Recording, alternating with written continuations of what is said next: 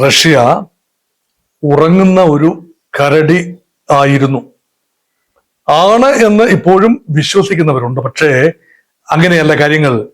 റഷ്യയുടെ bear hug അത് അനുഭവിച്ചിട്ടുള്ളവർക്കേ അറിയൂ അതിന്റെ ഒരു സുഖമോ അതിന്റെ ഒരു വിമിഷ്ടമോ. റഷ്യ ഇതാ ഉണർന്നെഴുന്നേറ്റിരിക്കുന്നു.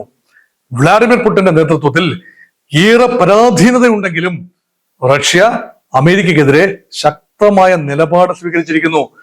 റഷ്യൻ പ്രസിഡന്റ് വ്ളാഡിമിർ പുടിനുമായി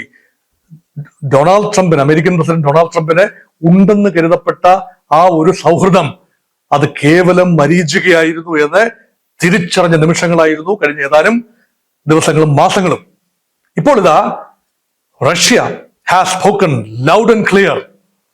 റഷ്യ പറഞ്ഞിരിക്കുന്നു അമേരിക്കയുടെ ഇരട്ടത്താപ്പ്, ഇന്ത്യയുമായുള്ള വ്യാപാര ബന്ധത്തിൽ നിന്നും അമേരിക്ക വളരെ വലിയ നേട്ടം കൊയ്യാൻ ആഗ്രഹിക്കുന്നു.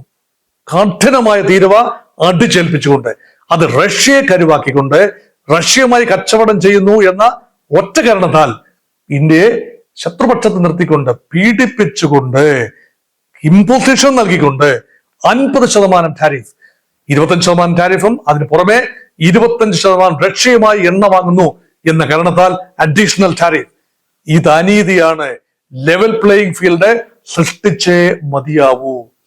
റഷ്യ പരസ്യമായി പറഞ്ഞു കഴിഞ്ഞു, ഇന്ത്യയും പറഞ്ഞു കഴിഞ്ഞു അമേരിക്കയുടെ നിലപാട് ഇരട്ടത്താപ്പാണ്.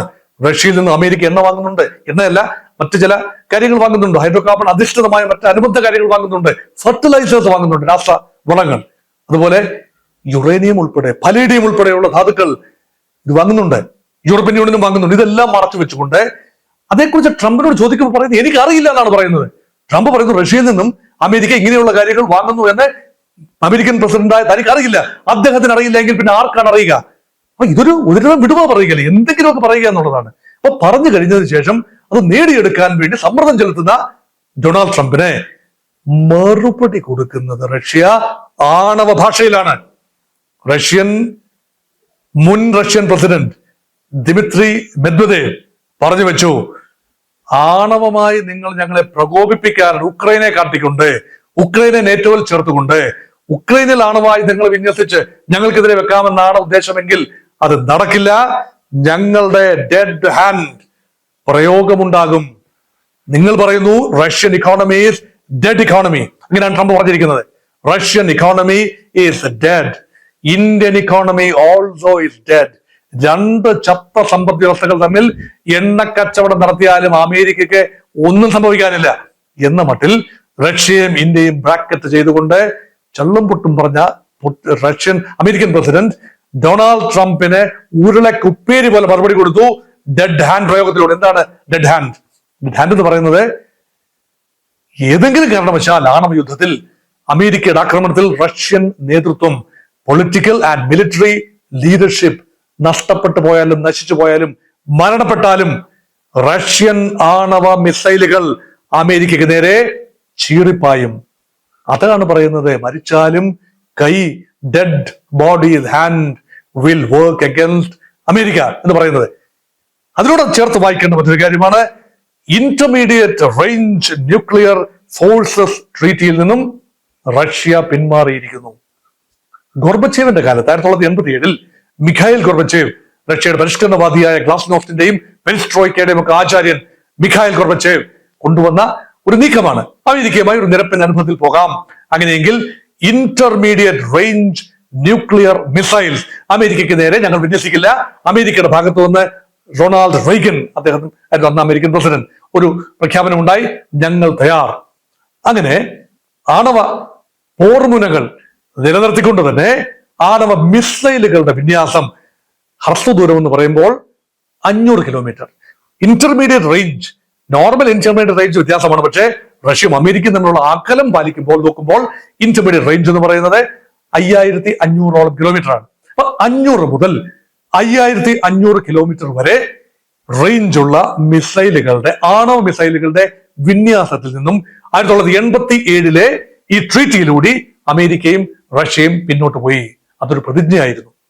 പക്ഷെ 2019 ഡൊണാൾഡ് ട്രംപ് തന്റെ ആദ്യ പ്രസിഡൻസിയുടെ അവസാന കാലത്ത് ഏകപക്ഷീയമായി ആ ട്രീറ്റിയിൽ നിന്നും പിന്മാറി. ഇപ്പോഴിതാ 2025 മധ്യത്തിൽ റഷ്യയും ആ ട്രീറ്റിയിൽ നിന്നും പിന്മാറിയിരിക്കുന്നു. നോക്കൂ, ഈ ദിനങ്ങൾ ഹിരോഷിമ ദിനത്തിന്റെയും നാഗസാക്കി ദിനത്തിന്റെയും മധ്യയാണ്. ഓഗസ്റ്റ് 6 ഹിരോഷിമ ദിനം, ഓഗസ്റ്റ് 9 നാഗസാക്കി ദിനം. അവിടെ ഫാറ്റ്മാനും ലിറ്റിൽ ബോയും ഒക്കെ വീണ ദിവസങ്ങളാണ്. അതിന്റെ 80ാം വാർഷികം ആചരിക്കുന്ന ഈ വേളയിൽ ലോകം ഒരിക്കൽ കൂടി ആണവ യുദ്ധത്തിന്റെ നിഴലിലാകുന്നുവോ? സംശയമാണ്. അവിടെ റഷ്യയെ ഇപ്പോൾ പ്രകോപിപ്പിച്ചിരിക്കുന്നത് സാമ്പത്തിക യുദ്ധം ഒരു പൊളിറ്റിക്കൽ വാർഫെയർ ആയും അത് ഒരു ന്യൂക്ലിയർ ഷോഡൌൺ ആയും മാറുന്ന രീതിയിൽ ട്രംപ് എന്ന സമാധാന പ്രേമി, വിത്തിൻ കൊട്ടേഷൻ സമാധാന പ്രേമി, നോബൽ സമ്മാനം ആഗ്രഹിക്കുന്ന, കാക്ഷിക്കുന്ന, സമാധാനത്തിന്റെ വെള്ളരിപ്രാവാണ് താനെന്ന് സ്വയം ക്ലെയിം ചെയ്ത് നടക്കുന്ന ലോകത്തെ പ്രധാനപ്പെട്ട പല രാജ്യങ്ങളോടും ചോദിച്ചു വാങ്ങുകയാണ്, നിങ്ങൾ എന്നെ എൻഡോഴ്സ് ചെയ്യാത്തത് എന്തുകൊണ്ടാണ്? ഞാൻ എന്റെ 6 മാസം കാലാവധിയിൽ 6 യുദ്ധങ്ങൾ അവസാനിപ്പിച്ചു.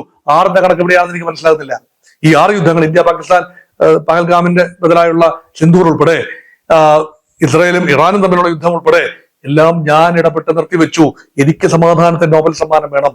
ആ വ്യക്തിയാണ് ആണവ അന്തർവാഹിനികൾ റഷ്യക്കുള്ള മറുപടി എന്ന നിലയിൽ 2 ആണവ അന്തർവാഹിനികൾ റഷ്യക്ക് നേരെ ആണവായുധങ്ങളുമായി ഇപ്പോൾ അമേരിക്ക വിന്യസിച്ചിരിക്കുകയാണ്. ലോകം ഒരു ആണവ യുദ്ധത്തിന്റെ പടിവാതിലാണെന്നൊന്നും പറയാൻ സമയമായിട്ടില്ല. പക്ഷേ ഈ പോകുന്ന പോക്ക് പോവുകയാണെങ്കിൽ ഒരു ഇക്കണോമിക് വാർഫെയർ, ഒരു പൊളിറ്റിക്കൽ, ഐഡിയോളജിക്കൽ ആൻഡ് മിലിറ്ററി കോൺഫ്രണ്ടേഷനിലേക്ക് എത്തിച്ചു നിർത്തിയാൽ അതിനുള്ള ഏക ഉത്തരവാദി അമേരിക്കൻ പ്രസിഡന്റ് ഡൊണാൾഡ് ട്രംപ് ആയിരിക്കും. റഷ്യൻ പ്രസിഡന്റ് വ്ളാഡിമിർ പുടിൻ ആവില്ല. അതാണ് ദിമിത്രി മെദ്വദേവ് പറഞ്ഞു വെച്ചത്. ഈ യുദ്ധം തുടങ്ങിയത് റഷ്യയാണ് യുക്രൈനെതിരെ, സമ്മതിക്കുന്നു. പക്ഷേ അതിനുള്ള കാരണം എന്താണ്? അമേരിക്ക ഉക്രൈനെ നെയ്റ്റോയിൽ ചേർക്കാൻ ശ്രമിച്ചു, യൂറോപ്യൻ യൂണിയനിൽ ചേർക്കാൻ ശ്രമിച്ചു. ഉക്രൈൻ പ്രസിഡന്റിന്റെ മനസ്സൊന്നാടി, വ്ളാഡിമിർ സെലൻസ്കിയുടെ മനസ്സൊന്നാടി. ഇത് റഷ്യക്ക് ഉണ്ടാക്കുന്ന സുരക്ഷാ വെല്ലുവിളി. ഞങ്ങളുടെ സെക്യൂരിറ്റി പാരഡൈം അവസാന ശ്വാസം വരെ നിലനിർത്തും. ആ സെക്യൂരിറ്റി കൺസേൺ കൊണ്ടാണ് ഞങ്ങൾ ഉക്രൈനെ ആക്രമിക്കേണ്ടി വന്നത്. ഈ ഘട്ടത്തിൽ ലോക വ്യാപാരം തന്നെ അട്ടിമറിക്കത്തക്ക രീതിയിൽ, ലോക എണ്ണ വ്യാപാരം തന്നെ അട്ടിമറിക്കത്തക്ക രീതിയിൽ ട്രംപിന്റെ വ്യാപാര യുദ്ധം ഇന്ത്യക്കെതിരെ കൂടെ നീളുന്ന ഈ പശ്ചാത്തലത്തിൽ റഷ്യ ഇപ്പോൾ എടുക്കുന്ന നിലപാടുകൾ വളരെ ശ്രദ്ധയോടെ നോക്കേണ്ടതാണ്. അതുകൊണ്ടാണ് ഞാൻ നേരത്തെ മറ്റൊരു വീഡിയോയിൽ പറഞ്ഞു, ഷാങ്ഹായ് കോപ്പറേഷൻ കൗൺസിലും ബ്രിക്സും പുനരുജ്ജീവിപ്പിക്കേണ്ട, ദൃഢമാക്കേണ്ട അവസ്ഥയിലാണ്. അതിന് റഷ്യക്ക് നിർണായകമായ ഒരു പങ്കാളിത്തം ഉണ്ടാകും. വളർന്നു വരുന്ന anti American sentiment all over the world, ട്രംപിസത്തിനെതിരെയുള്ള ലോകത്തിന്റെ ചെറുത്തുനിൽപ്പിൽ റഷ്യയും ചൈനയും ഇന്ത്യയും എല്ലാം ഒരേ പേജിൽ തന്നെ നിലനിൽക്കാനുള്ള സാധ്യത തെളിഞ്ഞു വരുന്ന ഈ സമയത്ത് അമേരിക്കക്കെതിരെ ഇന്ത്യ മാത്രമല്ല റഷ്യയും ചൈനയും സ്വരം കടുപ്പിക്കുന്ന കാഴ്ച പ്രേക്ഷകരുമായി പങ്കുവയ്ക്കാൻ വേണ്ടിയാണ് ഈ വീഡിയോ ഇപ്പോൾ ചെയ്തത്.